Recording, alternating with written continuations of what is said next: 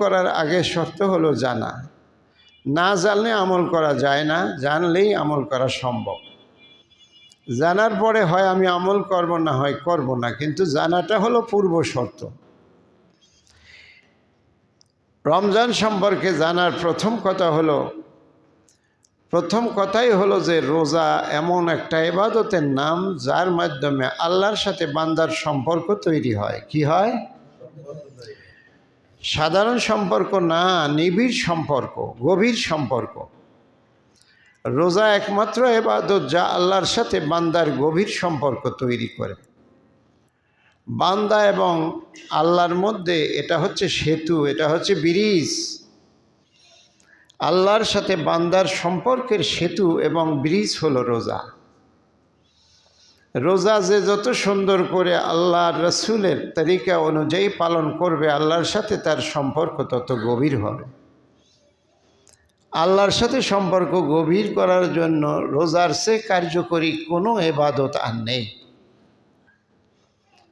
দেখেন, একটা মানুষ রোজা অনুশীলন করে, উদ্দেশ্য কি? উদ্দেশ্য হলো মোত্তাকি হওয়া। মোত্তাকি কি? যার মধ্যে আরবি ভাষায় তাকওয়া থাকে। আরবিতে একটা পরিভাষা হলো তাকওয়া। এই তাকওয়া যার মধ্যে থাকে সে হলো মোত্তাকি। এখন তাকওয়া কি জিনিস? যেই তাকওয়া রোজাদারের মধ্যে রোজায় তৈরি করে দেয়, সেই তাকওয়াটা কি জিনিস? যেই তাকওয়া থাকলে আমরা মোত্তাকি হই। তাকওয়া কি?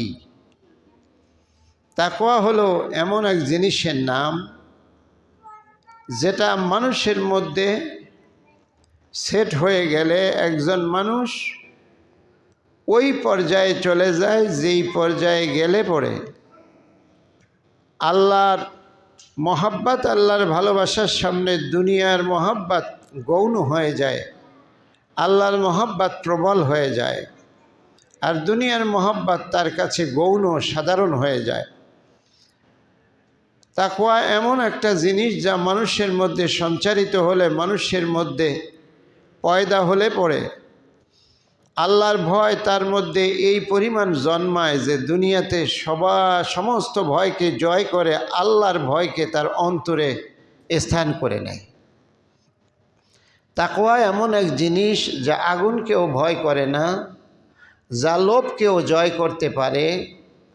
তাকওয়া এমন এক অবস্থান নাম, অন্তরের যেই অবস্থাটা তৈরি হলে এই বান্দা আল্লাহর হুকুমের সামনে কোনো ঝুঁকি নিতে তার কার্পণ্য না।